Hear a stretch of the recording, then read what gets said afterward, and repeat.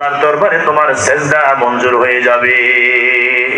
আর যদি তোমার হারাম উপার্জন হয়, বান্দা তাহাজ্জুদের নামাজ পড়তে পারো, বছর বছর উমরা করতে পারো, 2-4 বছর পর পর বড় হজ করতে পারো, আল হাজ উপাধিতে ভূষিত হতে পারো, মনে রাখবে বান্দা তোমার এই ইবাদত আল্লাহর দরবারে মুখলিসের ইবাদত হিসেবে কবুল হবে না। তার কারণ হলো বিশ্ব নবী বলেন, ইন্নাল্লাহা তাইয়্যিবুন লা ইয়াকবালু ইল্লা তাইয়্যিব, নিশ্চয় আল্লাহ পবিত্র, পবিত্রতা ছাড়া আল্লাহ গ্রহণ করবেন না। আল্লাহর বান্দার কোন পবিত্রতা ছাড়া, অপবিত্র শরীরে অপবিত্র কাপড় দিয়ে, হারামের টাকা দিয়ে হারামটাকে আল্লাহর দরবারে যদি বান্দা ইবাদত করে, আল্লাহর নবী বলছেন আল্লাহর দরবারে তোমার মুনাজাত কবুল হবে না, দোয়া কবুল হবে না। বক্তব্য রাসূল দিয়েছেন, ভাষা রাসূলের, কিন্তু আল্লাহ রাব্বুল আলামিনের বক্তব্য রাসূলের ভাষায় বুঝিয়েছেন, যাকে হাদিসে কুদসি বলা হয়।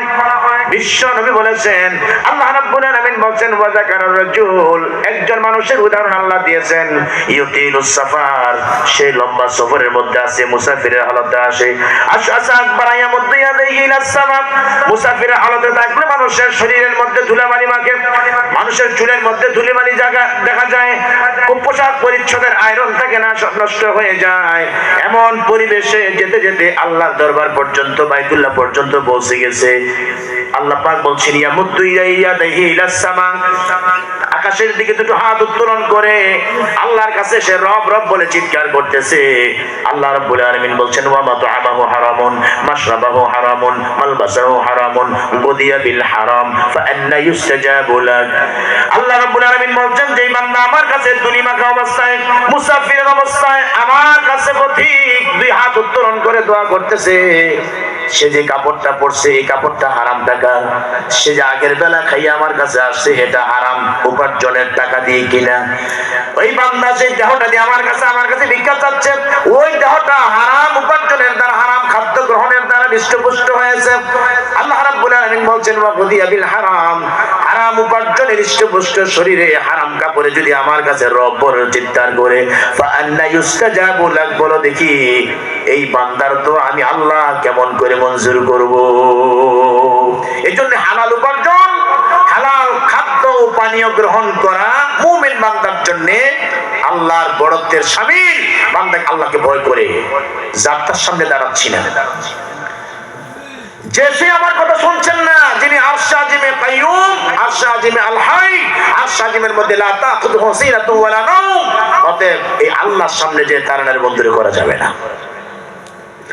আল্লাহ রাব্বুল আলামিন বলেন, ক্বাদ আফলাহাল মুমিনুনা আল্লাযীনা হুম ফী সালাতিহিম খাশিউন, মুমিন বান্দা সফলতা অর্জন করে তখন যখন মুমিন বান্দা আল্লাহকে ভয় করে, খুশু-খুজুর সঙ্গে তার সালাতটাকে প্রতিষ্ঠিত করে।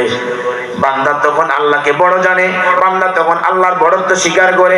যখন বান্দা সালাতের মধ্যে দাঁড়ানোর পরে সালাম ফিরানো পর্যন্ত একজন জজের সামনে, একজন সুপ্রিম পাওয়ারের আল্লাহর সামনে সে দাঁড়াইলো, তিনি দেখেন আমি কি পড়ছি।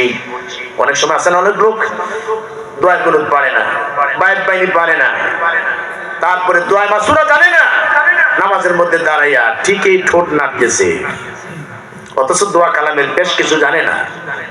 দোয়া কুনুতে হাত উঠাইয়া খালি কারফু মাসের মতন মুখ এমন এমন করতেছে, বুঝাইতেছে আমি অনেক দোয়া জানি। জিজ্ঞেস করে দেখেন, দোয়া কুনুটা পারবে না, সানাটা শিখে নাই, দোয়া মাসুরা শিখে নাই। আল্লাহকে রব বলে, আল্লাহকে বড় বলে সে জানলো না। এই জায়গার মধ্যে এসে ঠোঁট নাড়লে কিছু না যাই না, এটা যে আল্লাহ জানবেন এবং তাকে বলবেন তুই ধোঁকাবাজ, তুই আমাকে ধোঁকা দিতে আসছস, এই কথা তার হৃদয়ঙ্গম হয় না। কোরআন কারীমে আল্লাহ রাব্বুল আলামিন বলেন, ইন্নাল মুনাফিকিনা ইউখাদিউনাল্লাহা ওয়া হুয়া খাদিউহুম ওয়া ইযা কামু ইলাস সালাতি কামু কুসালা।